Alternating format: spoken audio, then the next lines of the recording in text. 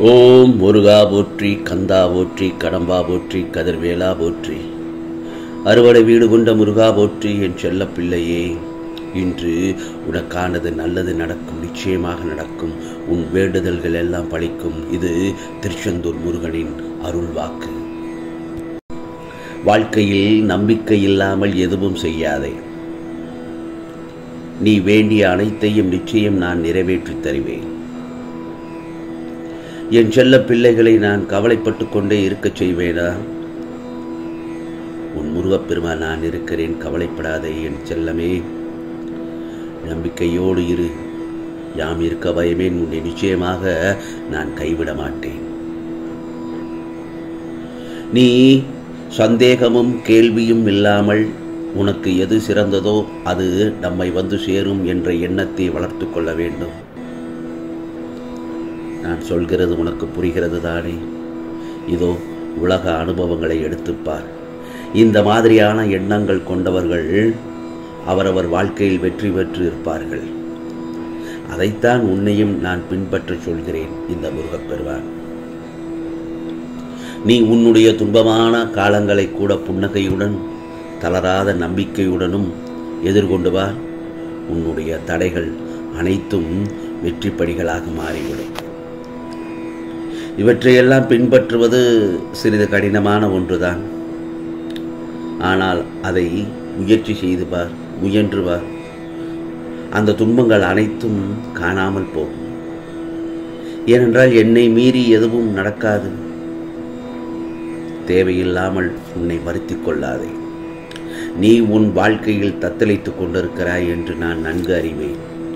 உன்னை என் கரம் கொண்டு இறுக பிடித்து காப்பாற்றிக் கொண்டிருக்கிறேன். அவையெல்லாம் இன்னும் சில நாட்களில் அனைத்தும் மாறும். உனது எண்ணங்கள் அனைத்தும் நிறைவேறப் போகிறது. யாருமே இல்லையே, எல்லாம் தவறாக நடக்கிறதே, என்ன செய்வது என்று மட்டும் நினைக்காதே. உன் முருகப்பெருமான் நான் உன்னோடு தான் இருக்கிறேன். எந்த ஒரு செயலையும் செய்வதற்கு முன் நிதானமாக யோசித்து செயல்படு. அவசரம் இல்லாமல் பொறுமையாக இரு. ஏன், உன்னை விட்டு யார் விலகினாலும் அதை நினைத்து நினைத்து கவலைப்பட வேண்டாம், வருத்தப்பட வேண்டாம். எல்லாம் நன்மைக்கே என்று எடுத்துக்கொள்.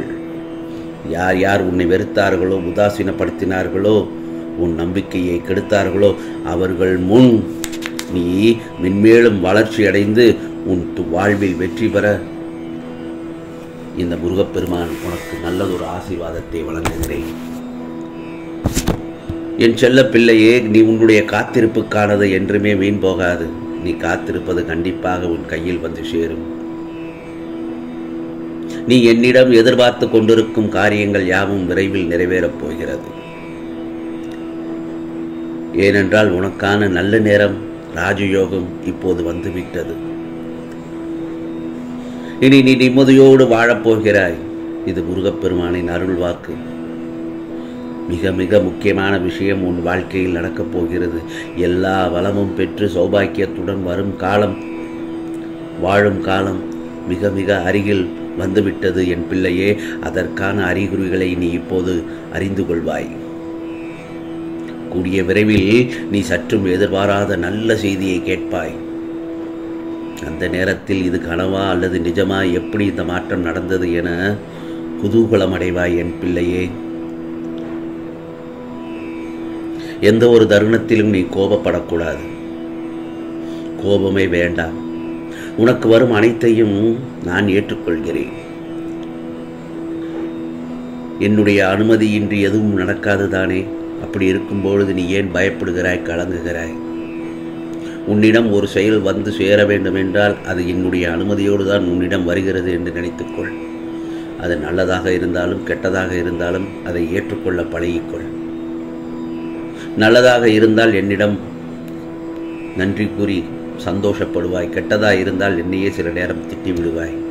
ஏன் முருகா, நான் தான் உனக்கு இன்று கிடைத்தேனா? ஏன் எனக்கு இந்த சோதனை என்று என்னிடம் அழுது புலம்புவாய். நான் சொல்லுவேன், இதையெல்லாம் நீ ஒரு பாடமாக எடுத்துக்கொள்ள வேண்டும். தோல்விகளை எல்லாம், தோல்விகளில் இருந்துதான் நீ பாடத்தை கற்றுக்கொள்கிறாய். அந்த தோல்விகளில் பயமின்றி முயற்சி செய்து நிதானமாக நம்பிக்கையோடு பொறுமையோடு நீ எதிர்கொண்டு போனால் உனக்கான வெற்றி படிகளில் ஏறி நிச்சயமாக வெற்றி கனியை பறித்து விடுவாய்.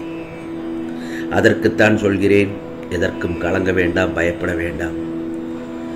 எல்லாம் பொடி பொடியாக போகிறது, அனைத்தும் உன்னுடைய கஷ்டங்கள் எல்லாம். பிறகு உன் மனம் தெளிவாகும். அந்த தெளிவான மனதுடன் ஓம் முருகா, கந்தா, கடம்பா, கதிர்வேலா என்று அந்த நேரத்தில் நாமத்தை சொன்னால் இன்னும் மேலும் உன் மனம் தெளிவாகிவிடும். நல்ல சிந்தனைகள் பிறக்கும், நல்ல வழிகள் பிறக்கும், நல்ல யோசனைகள் பிறக்கும். நீ யாருடைய தயவும் இன்றி உன் வாழ்க்கையில் முன்னேறி செல்வாய். பொறுமை காத்திரு,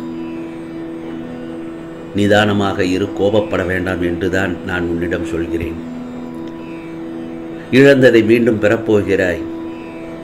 உனது குறைகள் ஏதும் ஏற்படாமல் நான் பார்த்துக்கொள்கிறேன்.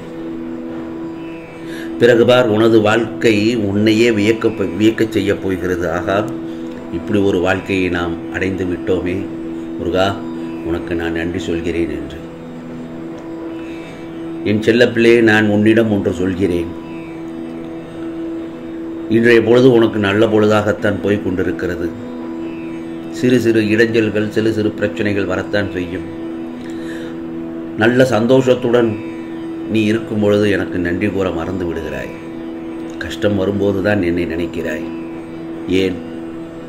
சந்தோஷத்திலும் நீ எப்பொழுதும் நன்றி கூற மறந்து விடாதே. உனக்கு யார் உதவி செய்தாலும் அவர்களை மறந்து விடாதே என்றுதான் இதை மறைமுகமாக சொல்கிறேன். எனக்கு நீ நன்றி சொல்ல வேண்டாம். உனக்கான சந்தோஷத்தை கொடுத்தவருக்கு, உனக்கான ஒரு நல்லதொரு அமைதியை கொடுத்தவருக்கு, முருகா, அவர் என்று எனக்கு நல்லதொரு செய்து விட்டார், நல்ல காரியங்களை செய்து விட்டார் என்று அவருக்கு நீ நன்றி கொள்ள மறந்து விடாதே. அதேபோல்தான் கஷ்டத்தை கொடுத்தவர்களை மறந்து விடக்கூடாது. ஏன் அவர் நமக்கு கஷ்டத்தை கொடுத்தார், ஏன் நமக்கு பல பிரச்சனைகளை செய்தார், ஏன் பல தடங்கல்களை அவர் கொடுத்தார் என்பதை நீ யோசித்து பார்க்க வேண்டும். அப்படி யோசித்து பார்த்தாயானால் அடுத்த முறை அவரை விட்டு விலகி விடுவாய், அல்லது அந்த இடத்தில் நீ நிதானமாக செயல்பட தொடங்கி விடுவாய். இதுதான் காலத்தின் சூட்சுமம். எந்த ஒரு இடத்திலும் பொறுமை, நிதானம் தேவை. கோபம் கொள்ளக்கூடாது. இவற்றுதான் உன் முருகப்பெருமான் நான் சொல்லிக்கொண்டே இருக்கிறேன். கோபம் இல்லாத இடத்தில் நல்லதொரு சூழ்நிலை உருவாகிவிடும். உன் குடும்பம் உன்னை சார்ந்து இருக்கும். உன் உறவினர்கள் உன்னிடம் சந்தோஷமாக பேசி பழகுவார்கள். உன் முகம் நல்லதொரு தோற்றத்தை அளிக்கும்.